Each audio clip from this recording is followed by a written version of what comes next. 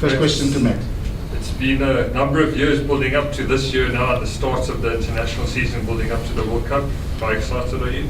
Yeah, extremely excited. I think 23rd of June was set in the calendar from really early on. That was the day we would get together, and can't believe that's 3 weeks ago already. So this week is, when we arrived yesterday, and everybody was bubbling.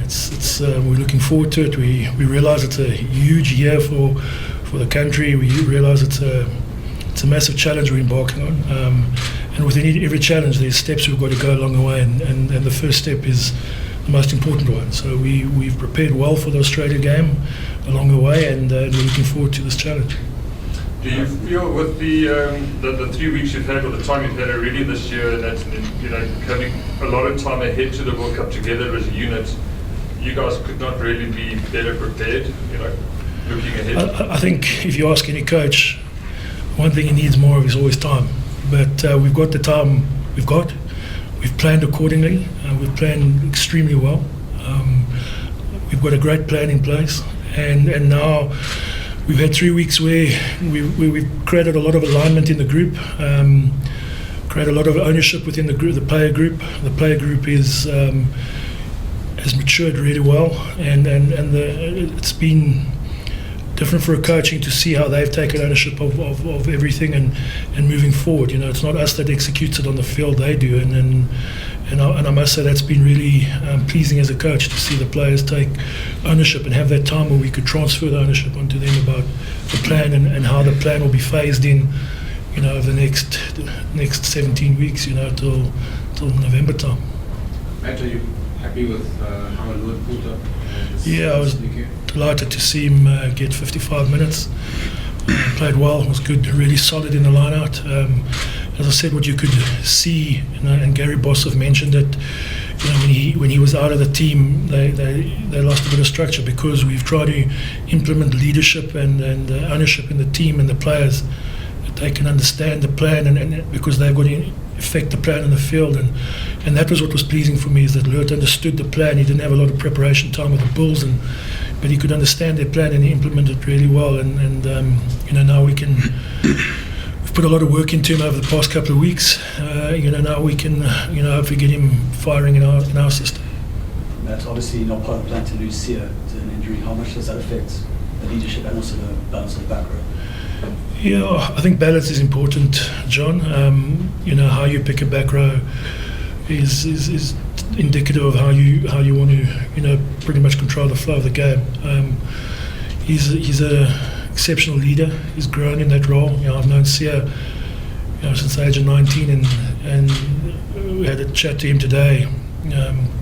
See how he's taking on the leadership roles. What he's done while he's been pretty much off field, he's taken on an off-field leadership role, which has been great. So he's still there in the leadership of the team. I think what's been pleasing through Super Rugby is to see how many franchise leaders, franchise captains have been in the squad. You look at Stephen Kitsoff, Malcolm, Eben, Peter Steff, Beast has been a captain. So there's a lot of captains that have been captains and been leaders for their franchises. So I think now it falls on somebody else's shoulder to take that mantle going forward until Sia's ready. We've been really pleased with the way he's coming back and progressively working. So he's been around us for quite some time. So he hasn't been gone. How's his injury? Sorry, what's up? It's above my pay grade, Sean. If I ask scrums and lineouts, I'll be good there, but medical stuff, I think you'd have to speak to Doc about that. Matt, just on, you've got a bunch of guys who are coming back from injury. Lurt, Eben, Peter Steff, guys like that. So Matt sharpness is probably not going to be the strong point this week. How are you guys countering that, and how much of a factor is it? We've planned for that very well, Brennan. Our last week's preparation was built around that process. So that has been always in the back of our minds. I mean, you can understand the way Rossi plans is that that's something he really does pay attention to, how much workload the players have, and either too much or too little. So we've really planned around that. and we put things in place to the way we trained last week to simulate that. But other than the Crusaders and the Jaguar Warriors, nobody's played in the last couple of weeks, so I think everybody's in that similar boat. But I must say, this team, we're really pleased with this preparation. So, now it's going to be 80 minutes of rugby coming up, and that's what we're looking forward to. Matt, altitude will always be sort of a factor for visiting sides, after the Australian side's been there for a week now, going into the second one. You guys sort of worry about them sort of accustoming to conditions and side? Yeah, I think traditionally, if you look at, let's take the last 2 years, 3 years of the Australia-South African game in the Championship, it's always been a very tight game. It's been a game with a very high ball in play component. Probably one of the highest ball in plays that we play in the season is against Australia. So they're a very fit side. I expected that was part of their planning, to utilise the time in South Africa as their pre-season camp, to gain advantage of training at altitude. So I think they've been very wise in that. But I think so. We've spent 4 weeks here, so we've got a plan, and we're looking to implement that plan.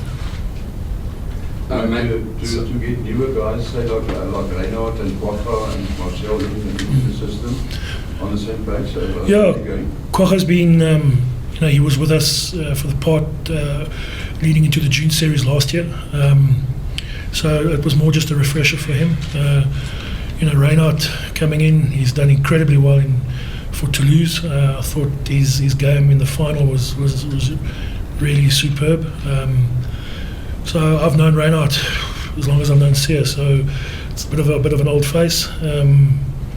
We know what he's capable of doing. A very versatile player with a high work rate. So I think it's a good addition to the side. He's a guy that understands the way we play rugby, and is a guy that's coming in on form. So I think Russ has been very prudent in his selection and bringing in players from outside that could really add an extra dimension to this team. Okay, just before we go to Afrikaans, Matt, maybe just an update on Piwe. So Piwe got injured on Friday in training. He will injure his hamstring. He will see a specialist today to get an update on that. He will be out for the start of the championship, and whatever the specialist advises us on his preparation, we will then phase him back later through the championship, but he'll definitely be out for the start. Are you bringing anybody? We're not bringing anybody into the setup. We're confident in the guys that we've got here. We'll be able to do that job. We've got 4 very good wingers currently in camp, so we're comfortable that we have ample in that capacity. Happy? Okay.